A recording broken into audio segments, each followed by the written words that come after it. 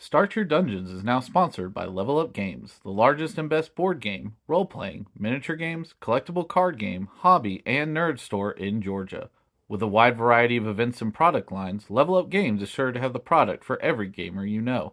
With 3 convenient locations in Duluth, Johns Creek, and Athens, there's bound to be a store near you. Plus, they ship anywhere in the U.S. from their online shop at levelupgamesatl.com. Thanks for sponsoring the channel, Level Up Games, and check out their event calendar and online store at the link in the description.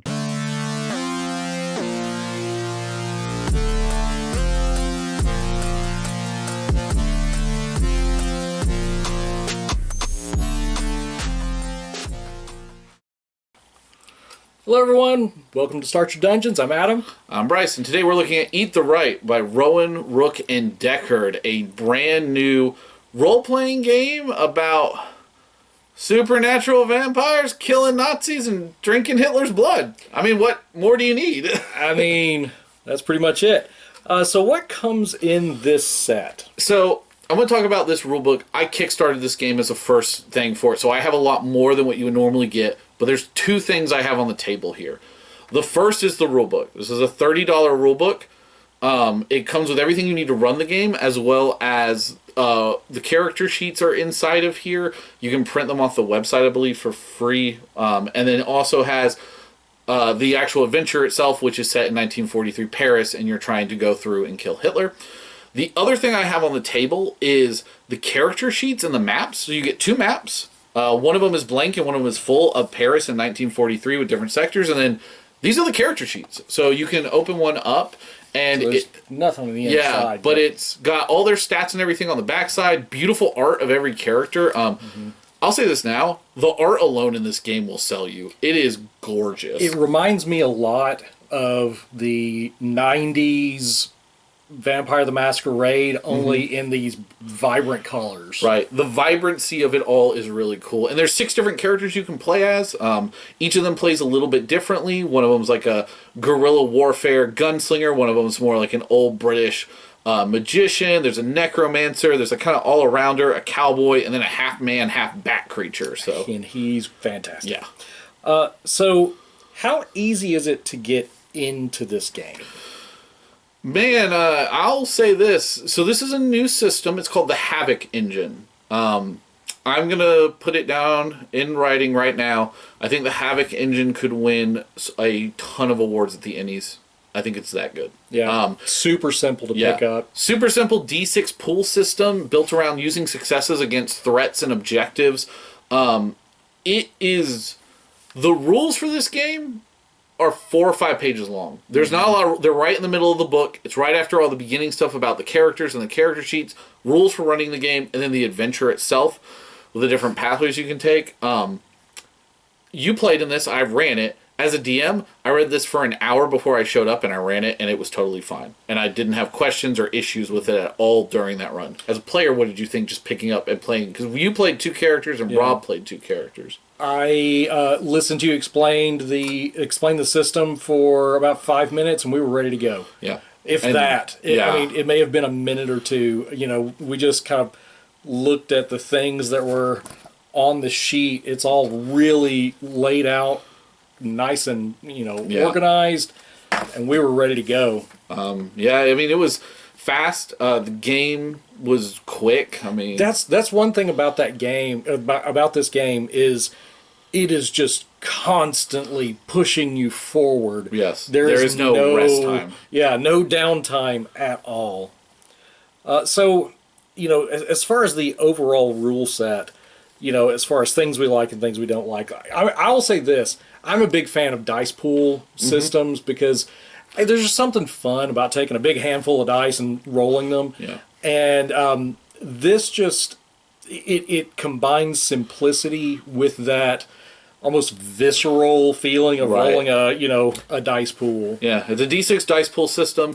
You usually run about 5 to 6 dice in your pool. That's about like a max. I think 6 is the highest I've ever rolled, except for like the big explosion, like when your character dies. Yeah, which is like 8d6. That was a really cool thing. Like, whenever your character is expiring, they go out with a bang. Deal 8d6 damage to everything around them. I will say, like, overall rules wise, talking about the Havoc system itself, 10 out of 10 for a game that is about exhilarating high octane combat without bogging down the rules. So everything is built into sections. You have different sectors that you're playing through, and each sector has an objective with a certain amount of ticks that you have to make. So if it's like an objective with 8 marks, I have to at least get 8 objective successes to get through this objective. Enemies are threats, which have a certain amount of health basically as their threat value, and then their attack value. If you try and do things, the GM will roll the amount of attack dice they need to roll into you. For GMs, 4, 5s, and 6s are successes. For players, 4 and 5s are successes, and 6s are crits and counted as either double successes against things or can be used for special powers. The gameplay is so fast and snappy because it's not a game where a GM has to do like. If anyone's ever sat here and gone, I'm going to have a party fight 10 goblins in 5e and go, why is this so freaking difficult? Like, this is so irritating. I got to keep all these health pools and do all this stuff. And like, no, everything is built around, this is a unit of Nazis with guns. They are a threat of 4. They roll 2 attack dice. When they get to 4, they're done. You're not tracking all this stuff. You're getting to get to what you want to do fast. Gameplay is very much built around, too, expending your items. So everyone has items, and one of them is like, if you have a gun, it might have 5 uses. The last use of your gun always gives you an extra die. So a lot of times you're shooting and looting. So you're stealing things from enemies, you're attacking things. You can drink enemy blood, which allows you to use your supernatural powers. Like, there's... To talking about... I said all this stuff. I don't have anything I don't like about this system. 100%. I don't think there's anything wrong with the Havoc system. I actually think that this system is one of the most interesting systems that I have played in a very, very long time, and I'm looking forward to cracking it for other things. So is this a complete game? Could you play this indefinitely? Yeah, this is a weird one to answer, because for anyone who doesn't understand this game, this is a one-shot, really. Yeah. It's a one-shot game. Go in, kill Hitler, you're done. There is no character there's character creation in the back, but it's only to play this mission, really. There are things in the back that say, hey, if you want to, instead of killing Hitler, go kill Mussolini in Italy. You can do that. But there's no, like, other campaigns or anything. This is a self-contained book. It is running one adventure. Now, granted, that one adventure, you know, if you look at the map of Paris here, you can see there's a bunch of different places you can go. You don't go to every place in every sector. So there is replayability. You guys fought a Rust Witch boss. That was one of the boss options. You didn't have to fight her. I led you to that based on your choices. So there's tons of different ways you can play this. Can you play this indefinitely? Yes. But you're still doing the same mission. So there is some longevity to how much you want to do the same mission. But the system is so simple, I think you could literally take the system and just put whatever you want.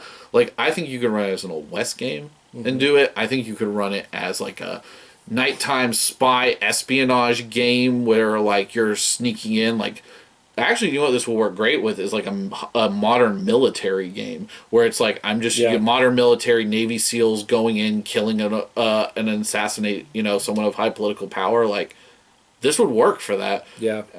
I don't know. Do you have anything you don't like about this at all? No.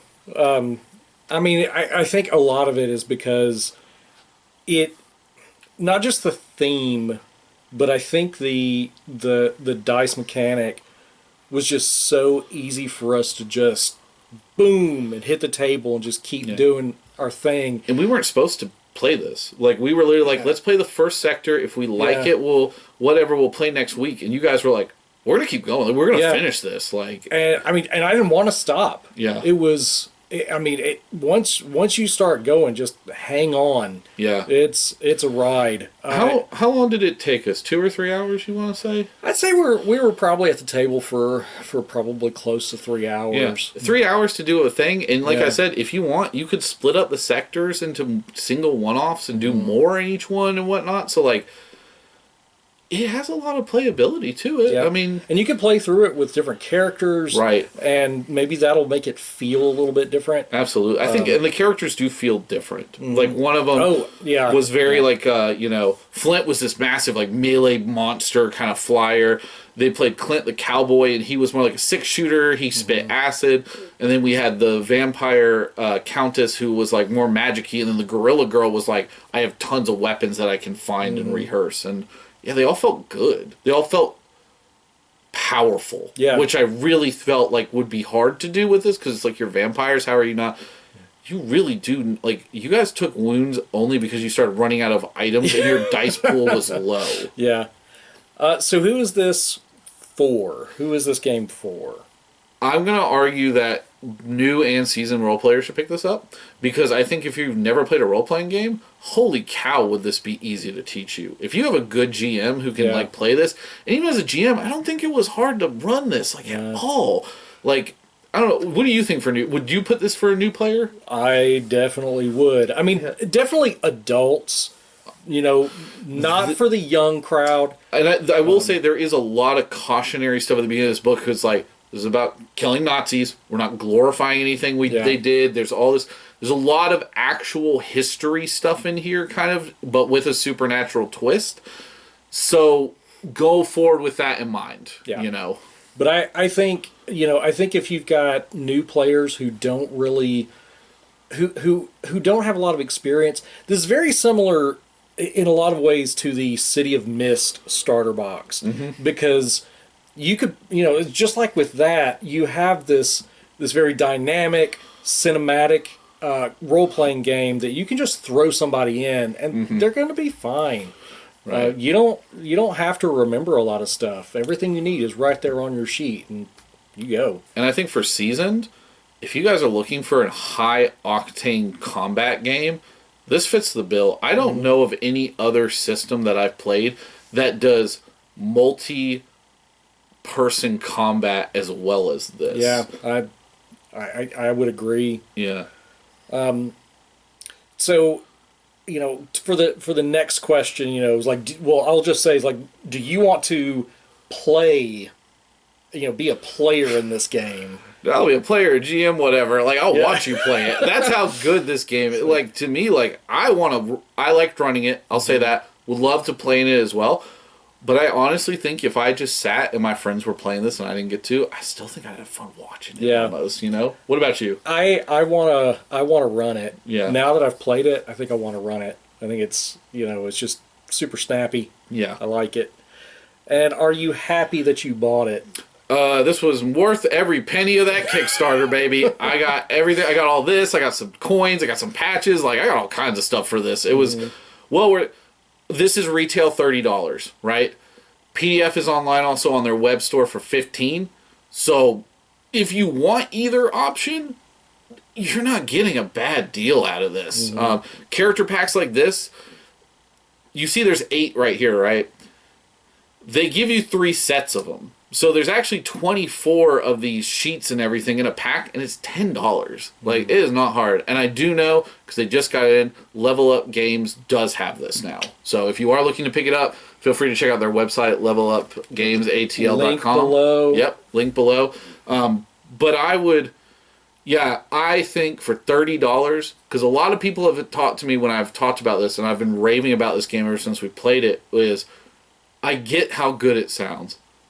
Is the longevity there?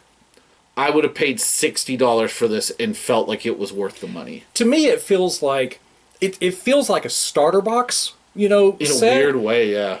But its purpose is to be the entirety of the experience. Right. It's a starter box without anywhere else to go, but you don't really mind that because this is like a movie that doesn't have a sequel. Right. And I'm fine with that. And I think it's worthwhile. Like, you could lose this. Like, you guys barely made it in one. We have one character left. We have 4 starting on the table, 4 characters, that went in, and only one character survived. I won't spoil that final boss, but it is rough. Yeah. Like, it is tough. And like I said, if you want the longevity of this game, don't go to all the places. Like, you guys had a choice between, you were like, you can either go to the Nazi pleasure gardens or you can go to the vehicle and munitions depot, and you were like, let's go to the pleasure gardens. You went through it quick. It wasn't like a thing, and next time you were like, hey, if we play this again, the munitions might be hard to get to, but like, we could have used that stuff when we went looted there. things. And I think that is a really, really cool thing about this game, is it does have, like I said, if you're worried about the replayability of it, I think once you play this, you're going to want to play it again. Yeah. I don't think you're going to sit here, play this, and go, that was a fun experience, we're done, let's move. I think you'll play it and go, oh man, that is something I don't have on my table or on my bookshelf, and I'm glad I have it. And, if you have a game store in the area, see if you could run this with different people. That's new what I'm people planning coming to do. into the game shop. Yeah. And, I mean, if nothing else, that can get more people interested in role-playing game. Right. And I think this is a good one because, like, it's...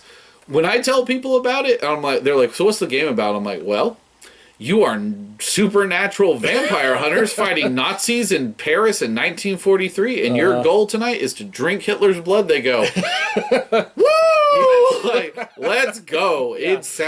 It's just totally, and again, it's a license to print money. Yeah, it's a license to print money because it's so well done. And the thing is, too, we keep saying, the combat is snappy. That sort of, this feels like someone went, can we take a 3-hour action film and distill it into a role-playing game? Yeah. And they delivered. Like, they 100% delivered on this. Yeah. And it's a blessing to be able to play this game. Well, if you have any questions or comments, if you've played it or anything else, just leave a comment down below. And, just let us know what you think. Awesome. Y'all take care. Bye.